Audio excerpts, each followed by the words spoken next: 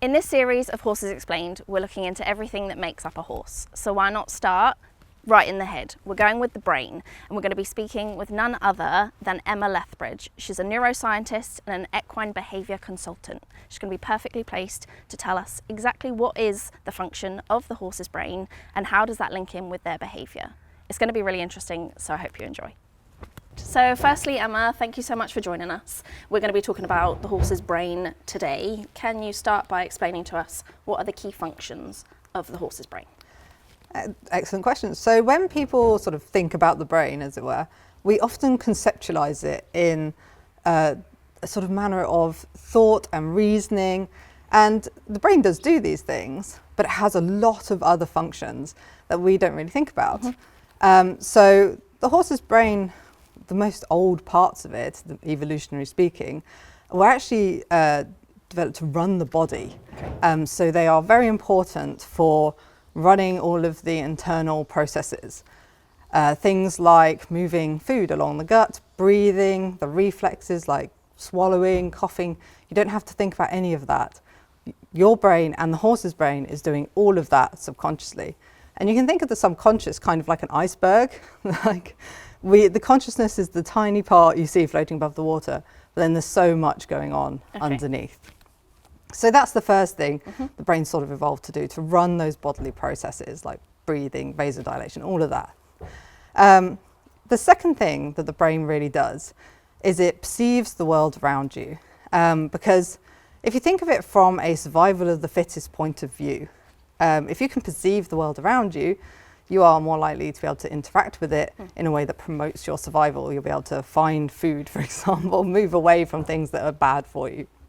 So the brain takes in all that information and processes it, so through your senses, for example. And we and the horse also have senses you might not be so familiar with. So obviously there's all the ones we know about: smell, sight, sound. But you also have things like proprioception, which is the ability to know where your body is in space. So you've got the sort of running of the body and you've got the ability to perceive the world around you, but then you've also got to be able to respond to that world. And the brain is also doing all of that. So it takes in that information, it processes it, and it develops a response. And it does this by sort of motor responses, which is the ability to move around, and also through changes in the body like the endocrine system, which is hormones and stuff.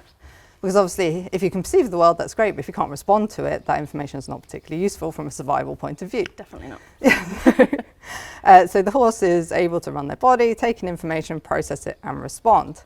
So the brain is also learning from their environment and adapting to it all the time. And that is another major function of the brain, to store whether something was good for your survival or bad for your survival, so that you don't replicate the things that were bad for your survival. For example, not going where predators have been observed, and you replicate the things that are good for your survival, finding water, for example. So the horse is now responding to their environment, they're adapting to it. You've then got the sort of processing and generation of emotion. And excellent work by a man called Jack Pansep in neuroscience found that there's at least 7 different emotional systems that the horse can experience. Crikey. And that's just an at least. There's the potential for many more. So these included fear, which is quite obvious. We see flight responses in our horses all the time. Rage or anger. Nurturance or care. Obviously, if we and the horse cares for their kin particularly, that promotes survival. And if they care for the herd more generally, that also promotes their survival through just numbers. You have play. Particularly younger horses are seen to play a lot, but all horses will play to a certain degree. You've then got panic or grief, which is sort of akin to sadness or separation. You see this in horses a lot with separation anxiety, that sort of thing. Seeking, which is your sort of appetitive sort of emotions when you want to get to a goal, or just general positive sort of striving emotions. So the final one would be lust, because obviously the horse needs to reproduce in order to survive, and that emotion drives the motivation for those behaviours. So these emotions emotional systems are common to both the horse and to us and to other mammals. Of course, there is the potential for horses to experience other emotions, but they generally motivate behaviour. And then finally we have thought. So the sort of higher areas of the brain generate thought and reasoning, problem solving. There's some research that the horse has some ability to problem solve. Okay. Obviously their ability to sort of abstract think is not quite the same as ours, but there is some evidence that they can do some problem solving and some reasoning. So those are the basic functions of the horse's brain. Amazing. I mean, I feel like you've blown my brain. And so when you've said about the ability to sort of process their environment and whether something is, you know, if they were encountering predators and they think, oh, I want to avoid that, are they able to retain that information quite well? Do they think, oh, last time this happened, or last time I tried to avoid that? Are they quite good at that, or is the attention span quite small? Horses have excellent ability to learn. Anyone who has worked with horses know just how good they are at learning, particularly from negative associations in their environments, so negative experiences. Horses are excellent one-trial learners. If you are a positive reinforcement sort of person, you know that you can train a horse to touch a target in one trial, not one session, just one. They touch the target, you click and reward, and then they know that behaviour. This can work for you as a trainer, and it can also work against you as a trainer, because obviously horses are extremely fast learners. They also, we think, have quite long memories, particularly emotional memories. The research suggests that sort of if a horse has had a negative interaction with you or a positive interaction with you, they will remember that for quite a long period of time. So horses are not only extremely fast learners, we think they actually have pretty long memories as well. So yeah, they are excellent learners. That's incredible. And would you say that their brains are similar to ours as humans, or are they completely different? There are an incredible amount of similarities between our brain and the horse's brain, but there are also very significant differences. Our brain is about 1.4 kilograms. Okay. Horse's brain is about 600 to 800 grams. A lot smaller. Yes. Particularly if you look at it from the perspective of their body size. Yes. So there's something called the encephalization quotient. Our brain, but we are sort of cerebral freaks of nature. Like, we have a massive brain for our body size, much greater than you'd expect if you looked at the general trend in mammals. Horses is very slightly smaller than what you'd expect, but pretty much in line, particularly with other livestock and sort of hoofed animals. So although it's small, it's not as small as we are sometimes told. There's that myth that floats around about the horse's brain being the size of a walnut. I was waiting for that. Yeah, I don't know where this has come from, because it's neither the size of the walnut nor weighs as much as a walnut. I mean, if you have an 800-gram walnut, you could probably win a prize. So that is not true. But their brain is significantly smaller than ours, particularly in proportion to their body. You then have, we talked earlier about the cerebellum. So the cerebellum is all to do with movement and balance and sort of posture and that sort of thing. And the horse's cerebellum is much bigger proportionally in their brain than ours is in ours, suggesting that movement is very important to them. And as a prey animal, that makes an immense amount of sense. They've got to be able to get out of the way, and they've got to be able to get out the way efficiently and quickly.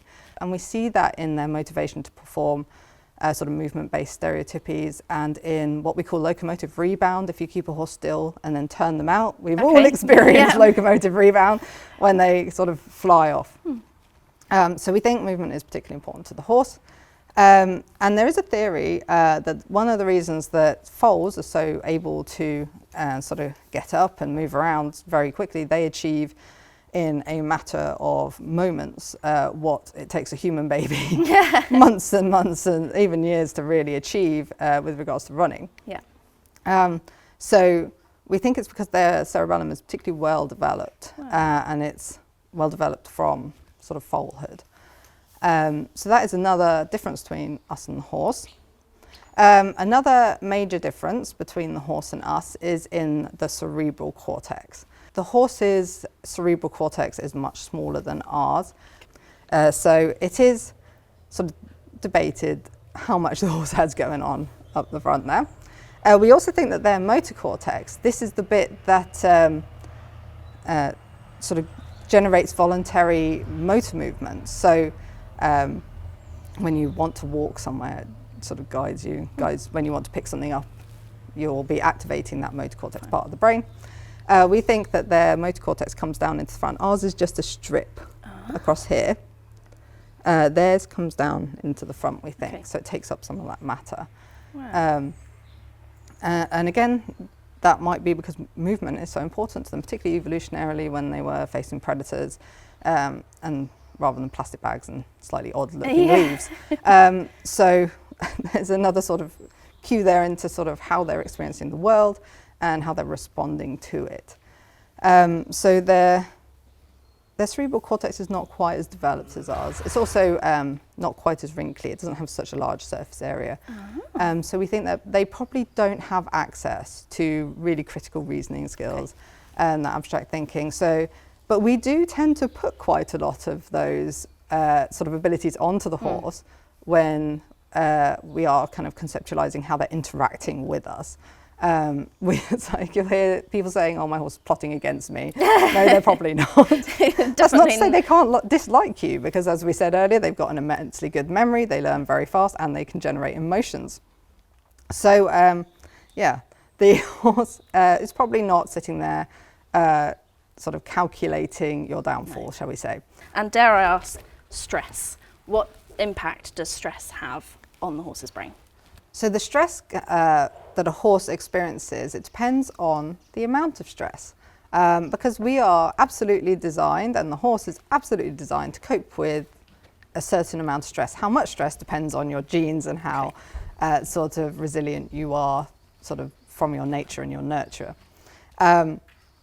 But the problem comes when you experience too much stress. If you experience too much stress, what we call chronic stress or very traumatic events, you can get changes to the brain on both that macro level of structure and also on the micro level of the cell.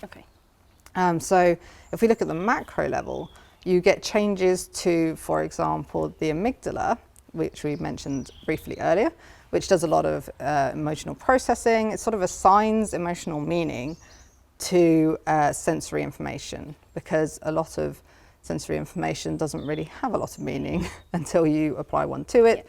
And it does this in conjunction with the hippocampus, because obviously that's to do with memory. So it's kind of linking the emotion and the memories. And that area, you can think of it almost like a warning system. So if the horse is walking along and they see a plastic bag flapping in the hedge, I think we've all had this experience. If they have had a normal sort of amount of stress in their life, they'd be able to sort of have a small stress response and come back from it.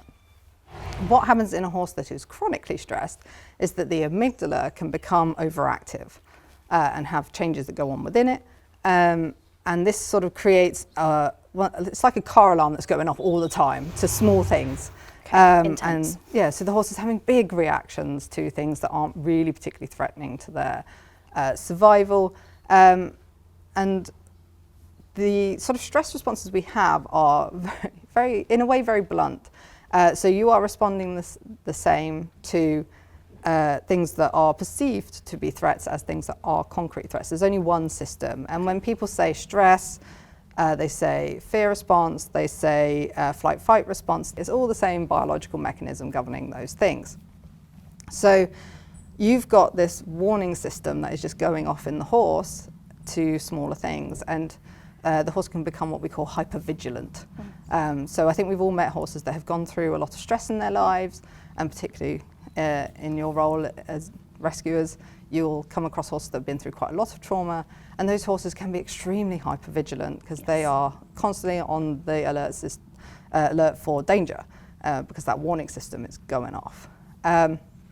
Alongside that, areas like the hippocampus can become atrophied if you experience too much stress, which means it sort of disrupts your learning and your memory, and then that further dysregulates the amygdala because they work in tandem a lot of the time.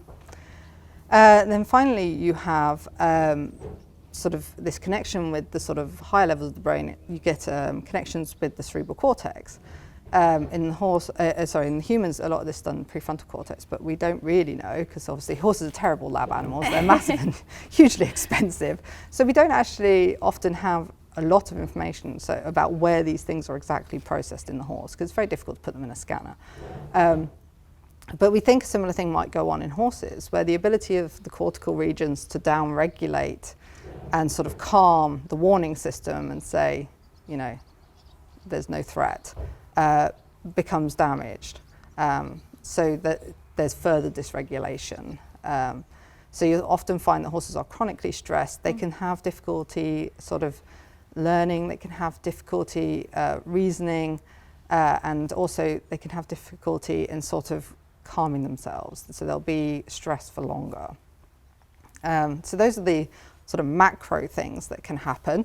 On the level of the cell, we find that too much cortisol in the system, that sort of long-term stress hormone, can sort of damage cells in the hippocampus, which causes the atrophy. It can damage other cells, causing those cells to die away. You get less what we call synaptic plasticity, which is the sort of wiring in of new synapses for learning and memory. Okay.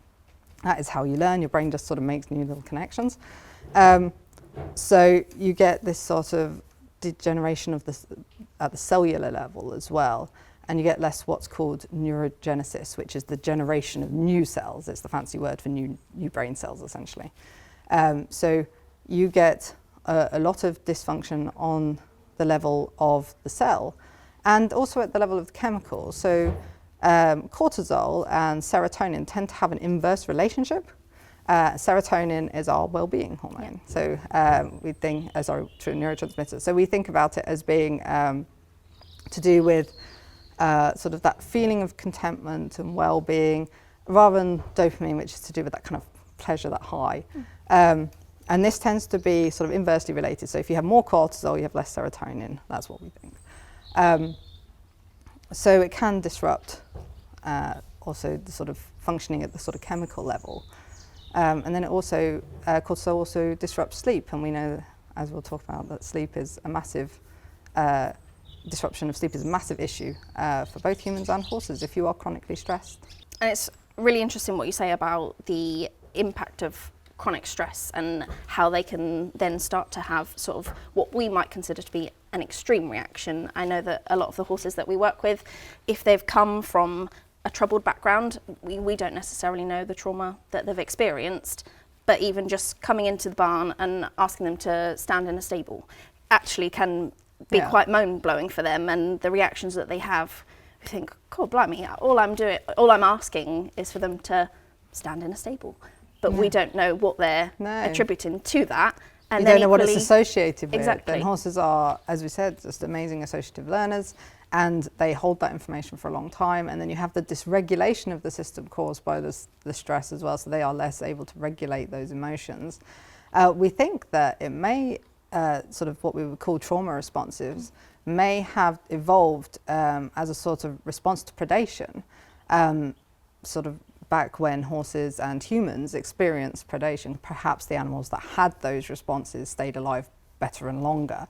And certainly if we look at animal populations that have predation now, they show significant differences in everything from their behaviour to their physiology, and that is passed down as well. You'll see, even if the stressor is removed, you see differences in the next generation. So it can have massive impact. For sure. And then sleep. What impact does sleep have on the brain? So horses sleep very differently to how humans sleep. We sleep in one big go. Most of us anyway. We go to sleep and we wake up, and ideally you remain asleep for that entire period. Horses are what we call polyphasic sleepers. So they sleep in shorter bouts, and they divide that up throughout the day more. There's some evidence that they sleep a little bit more at night, but they don't have such a distinct circadian rhythm as we do. We both have what we would call non-REM sleep, which is non-rapid eye movement sleep, and rapid eye movement sleep, which is called REM sleep. You may have heard that. And we need both these types of sleep in order to function optimally. We also know that horse can sleep standing up, which is something we absolutely can't do, because they have stay apparatus in the joints of their legs, which hold them upright while they doze. But to enter REM sleep, that really important sort of cycle that they do, they need to lie down. Okay. So horses who are stressed, who are not lying down enough, not entering REM sleep, they're not getting good quality sleep. They can become sort of fatigued and ill because of it. So if you have a very stressed horse, or a horse with physiological issues who isn't lying down because they don't think they can get back up again, that can really affect that overall well-being. Wow. So we need to take that into account with how we're setting up their environments. So the way they sleep and the way we sleep are quite different. However, the functions on the brain are very similar. Okay. So if we think at the cellular level, sleep is doing numerous things in the brain at the cellular level. It's restoring energy. We also have the horse, all the metabolites and the waste are being removed from the brain during this time. You get synaptic generation during this time. You get sort of the wiring in and pruning of synapses during this time, and the brain just being returned to a sort of homeostatic sort of place of being. A good balance. Yeah, a good balance is being restored to the brain during sleep. And what this does at a more macro level, sort of at the level of the structure, is it allows the neurons to be in a good place to sort of take in information. So it impacts things like your ability to pay attention. We all know that if we don't sleep enough, that our ability to think, to process, if you stay up long enough, you can even start to hallucinate because the sensory information isn't being processed quite right. You get all sorts of very large problems occurring if you're not sleeping enough, because those neurons are sort of dysfunctional, as it were, if you're not sleeping. So at the macro level, it has quite large impacts on how well you are able to function in your environment, to take in information. And then overnight, one important part of sleep is to sort of consolidate everything that's gone on in the brain during the day and store it in the brain.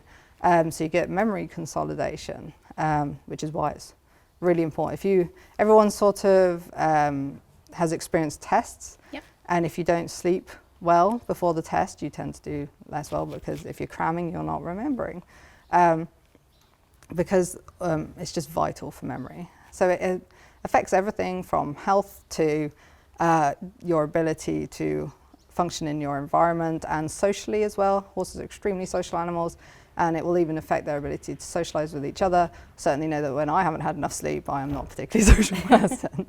Me neither. No, so, and it's the same for horses. It affects their mood, it can affect neurotransmitters. It really has a sort of global effect. And I know that I've been able to witness horses, not necessarily laying down to sleep, and I've been able to acknowledge, okay, maybe they're not relaxed enough within their herd. I don't know what their background is, but at the moment they're not comfortable with laying down. But I had no idea that actually that laying down sleep is their REM sleep, the sleep that we all sort of aspire to get. It's absolutely vital for them. And you'll often see horses that for physical or psychological reasons don't want to lie down, and particularly if they've had sort of very stressful events go on, or they're in an unusual environment. A lot of people, even if they go on holiday somewhere they should be relaxed, don't sleep very well because they're in an unusual environment. So it can affect every part of the horse's well-being. It's very, for sure. Yeah. And so for our day-to-day management of horses, what do we need to consider in terms of the horse's brain, and how can we look after them? So really we need to consider the sort of different elements of how horses are both similar and different to us. So with regards to emotions, there's now so much evidence that horses probably have the capacity for consciousness. They're definitely sentient. We know that they generate all these emotions, both positive and sort of negative, aversive emotions. So we need to be building that into our sort of dealing with them, both with regards to our husbandry, our care of them, and our training. So we need to make sure that their environment takes into account the fact that they need to be able to play, particularly if they're young. They need to be able to nurture their young. We often wean much before they would wean naturally. Sometimes mares wouldn't necessarily even ever wean, potentially. They often stay with their family group forever. So we need to think about how each of those emotions are going to be managed within their environment from the horse's perspective and not from a human desire point of view. Our desires, we do something called anthropomorphism. We put our desires onto them, which is sometimes good and sometimes not good. It was good in the sense of, we're all familiar with Black Beauty. Yep. That book had massive impact on increasing sort of welfare for horses because people suddenly were sort of thinking how they might feel. But it's sometimes bad in that we think, for example, oh, it's a little bit chilly tonight, I'm going to stick 5 rugs on my horse and put them in the stable. If I'm wearing a coat, then they need a coat. Yeah. Whereas their ability to regulate their temperature goes down to much lower levels than ours does, because we're a bit rubbish with temperature regulation because we're good old naked apes. So we need to sort of think about their well-being from the perspective of them. And for example, we were just talking about sleep. For well-being, they need to be able to comfortably lie down somewhere. And often that is with other horses, because obviously they sort of are designed to sleep in tandem with other horses, and sort of some being on the count, some not. So often we think they'll sleep most well in a comfy bed, piles of shavings, but that might not be actually ideal for them. You'd need to monitor the individual horse and see whether they're actually lying down in that environment. Just as if they're in a field with a horse that bullies them, they may also not be lying down as much. So you've got to think about it very much from both the sort of species point of view and the individual point of view. We also need to think about how we're training our horses. So we need to think about the positive and negative aspects of our training. We know that they can feel sort of appetitive sort of emotions, joyful emotions. We know that they can feel those. We also know that they can feel and consciously experience negative emotions, sort of fear. We know they can experience pain. There's a lot of work being done on how horses experience pain with their facial expressions and stuff. And I recommend that everyone can read that research. It's very interesting. And there's also evidence that we actually don't register their sort of emotional indicators very well. Okay. Even if we have quite long experience with horses. People think it's going to get vastly better the more experience they have, but that's not necessarily the case. It seems to be slightly better than if you're just not a horse person at all, but only slightly. So we need to think about how we can have the horse with as few of those negative experiences in training and as many sort of working towards things, experiences, as sort of positive emotions as possible, those sort of seeking emotions, through sort of how we set up our training environments, the techniques we're using. We want them working towards good outcomes and not away from painful or negative ones. So we want to sort of adjust our training to take into account their sentience and consciousness. We also need to think about sort of how their environments are enriched. We know that they are animals that need to be cognitively and socially stimulated, and we see this through the sort of brain structure. We also know they need to move, and we need to build that into their environment. It is thought that we see weaving in horses because of a sort of restriction in locomotion, box walking for the same reason. You often see ground pawing almost being shown as like a stereotypic behaviour as well, because of that desire to move, and we need to build that into their husbandry. And you see this in the progression of how the conversation around welfare, if you see the 5 domains being talked about more and more and more. And this really does take into account what we know about the brain, because we know that they can experience positive and negative emotions. We know that they are sort of sentient and consciousness, and we know that they interact with their environment, both socially and sort of cognitively. And the 5 domains actually takes this into account. And you hear this phrase, a life worth living, being sort of talked about a lot these days, which is great. Horses, we have now seen, are more than capable of indicating their preferences if we develop that communication with them. So touch, this for I want to wear my rug, touch this for I don't want to wear my rug. There's been some great stuff done around that, around cooperative care, so having the horse be a willing participant in their care. So we can kind of build that in because their brain allows for all of that and also benefits from it because we are not creating stress for them and trauma and other things, which would be detrimental to them neurologically and physiologically. So I think that is just massively important and a really big takeaway. And a really interesting point about putting, it sounds so simple and so straightforward, but putting their needs first. Let's not put our expectations of what we think that they would like or what they need on them, and letting them sleep out in a herd environment if that's where they feel most comfortable or what comes naturally to them. And obviously there are individual differences. We also need to take into account that from a sort of brain and sensory perspective, their senses are different from ours, so we need to take that into account. No, it's definitely a lot to think about, but I think that there's so much that we can start to, incorporate within our day-to-day management and ways that we can make their life happier and more fulfilled and enriched. Yes, and it's just all about sort of marrying up how the brain is and how that links into their physiology and their behaviour with how we are providing for them, both with regards to the physical environment in which they're living, but also in how we are interacting with them and training with them. There's a lot of incredible information about equine emotional intelligence now. There's been a whole slew of new research in the last 5-10 years, and we have information that the horse is very able to take emotional information and use that information.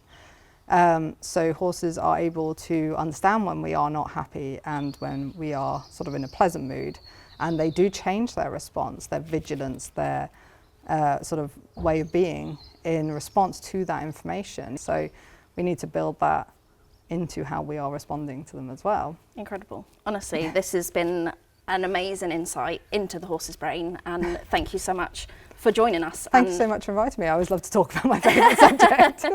For sure. No, thank you so much. Thank you. Now that was brilliant. I don't know about you, but I had no idea that our horses' brains on average weigh 600 to 800 grams in weight and are about half the size of ours. I think some of the key take-home messages from this have been the 3 key functions of our horse's brain. They focus on the physical running of the body, which is done subconsciously. They then are able to receive the stimulus from around them, take in that information, and thirdly, they then have to generate a response to that information that they are receiving. And so it's all about the way that they perceive the information that's coming into them and what they're going to do as a result of it.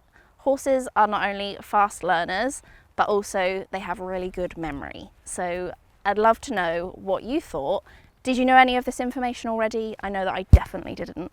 Make sure to give this video a like. And don't forget, subscribe to Wild Horse Welfare's YouTube channel. This will make sure that you don't miss out on the future episodes that we have yet to come.